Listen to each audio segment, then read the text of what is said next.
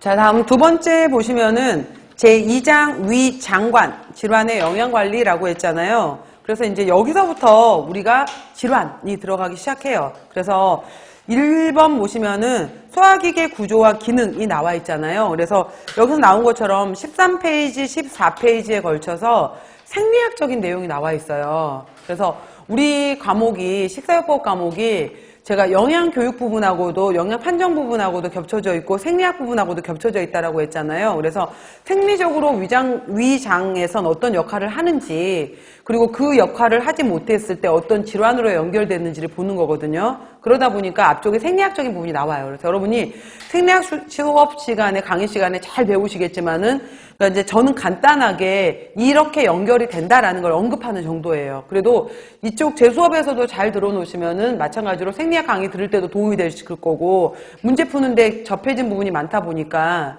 오히려 생리학 부분이 중요한 내용이긴 하지만은 문항수가 약간 줄었거든요. 그래서 일단 강의를 좀 잘 들어보시기 바랍니다. 자, 1번 보시면은 소화기계라고 말하는 것은 입, 인두, 식도, 위, 소장. 자, 소장은 크게 세 부위로 나눠져요. 십이지장, 공장, 회장으로 나누어지고요.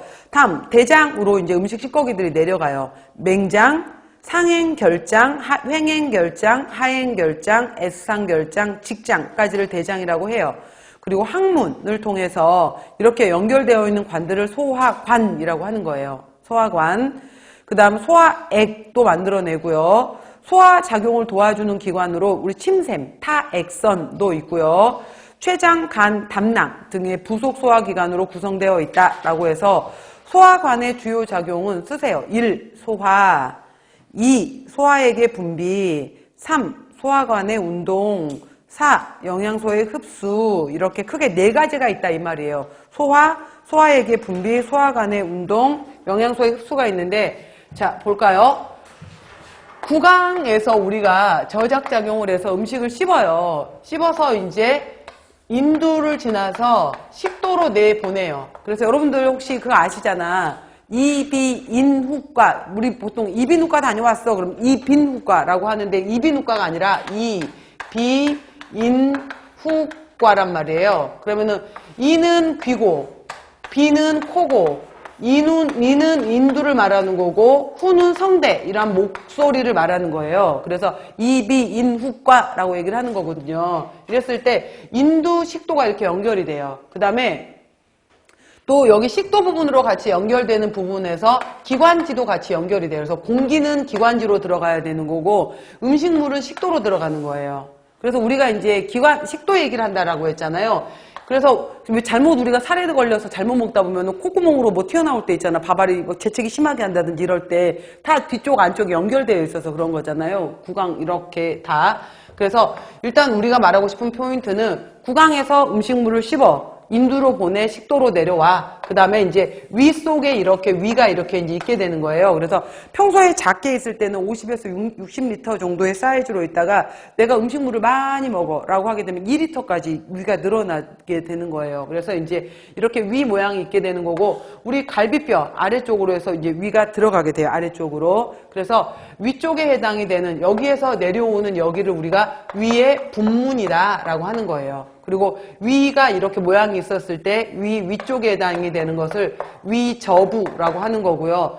위 몸통 한가운데 해당이 되는 것을 우리가 위체부라고 하는 거고요. 맨 아래쪽에 해당이 되는 여기 쪽으로 이제 유문이 있거든요. 그래서 유문부라고 해서 분문, 위저, 위체, 유문부라고 해서 위가 있어요. 그 다음에 이제 위 아래쪽으로 해서 소장이 구불구불구불구불 소장이 있게 되는 건데 그 소장을 6에서 7m라고 하는데 저는 그냥 그릴 거예요. 세로 방향으로. 근데 원래는 이제 가로로 이렇게 있겠죠. 가로측으로 이렇게 있게 되는 게 소장에 해당이 되는 건데 맨 처음 부위를 우리가 12지장이라고 얘기를 하는 거고요. 중간에 3m 정도에 해당이 되는 부위를 우리가 공장이라고 하는 거고요. 맨 아랫부분에 해당이 되는 것을 우리가 회장이라고 하는 거예요. 그래서 소장 부위는 12지장, 공장, 회장으로 되어 있고 나 맹장에 염증이 있나 봐. 오른쪽으로 돌아요. 오른쪽. 그래서 이 오른편으로 해서 이제 대장이 올라가기 시작하는 거예요. 이렇게 대장이 넘어가게 되는 건데 음식물의 소화흡수는 대부분 공장 외장에서 되고 소화흡수가 되고 나서 남은 찌꺼기 해당이 되는 걸 대장으로 넘어가게 되겠죠. 그래서 대장 쪽에 왼쪽, 오른쪽, 아래쪽에 있는 것을 우리가 맹장이라고 하는 거예요. 맹장이라고 하는 거고 맹장 다음에 이제 위로 올라가네. 위로 올라가는 결장이다라고 해서 상행결장. 이게 옆으로 확 꺾이네. 옆으로 가네. 횡행결장.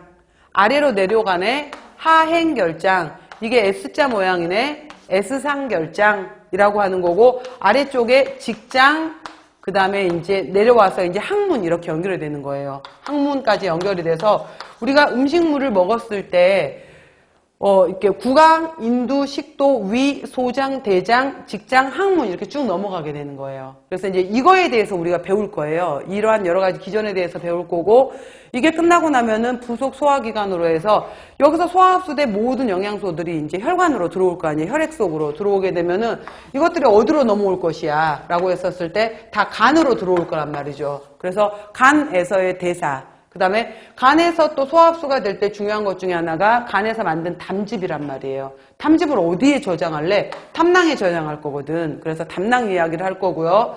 췌장은 어디 있어? 라고 하게 되면은 췌장은 이렇게 위 뒤편에 있어요. 위 뒤편에